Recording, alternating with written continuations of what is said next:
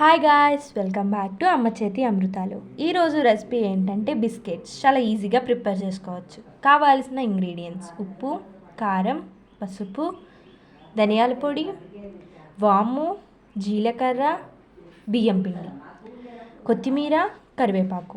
ఇప్పుడు మనం బౌల్ పెట్టుకొని దాంట్లోకి వాటర్ వేసుకోండి. నేను 1 గ్లాస్ ఆఫ్ బియ్యం పిండి తీసుకుంటున్నా, 1 గ్లాస్ ఆఫ్ వాటర్ తీసుకుంటున్నా. అండ్ దీంట్లోకి సాల్ట్, కారం, పసుపు, ధనియాల పొడి, జీలకర్ర పొడి, ఆయిల్ వేసుకోండి. ఆయిల్ వేసుకున్న తర్వాత దీంట్లోకి కరివేపాకు, కొత్తిమీర వేసుకొని బాగా మిక్స్ చేయండి, కలపండి ఒక 1 మినిట్ వరకు. కలుపుకున్న తర్వాత మనం బియ్యం పిండి తీసుకొని ఈ విధంగా వేసేయాలి, ఉండలు కట్టకుండా బాగా కలుపుకోండి.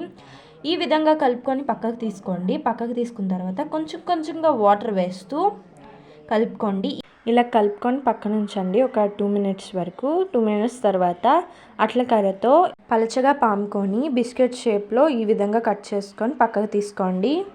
తర్వాత పక్కన బౌల్ పెట్టుకొని దాంట్లో ఆయిల్ వేసుకోండి. వేడెక్కిన తర్వాత అన్ని బిస్కెట్స్ ఈ విధంగా వేసేయండి.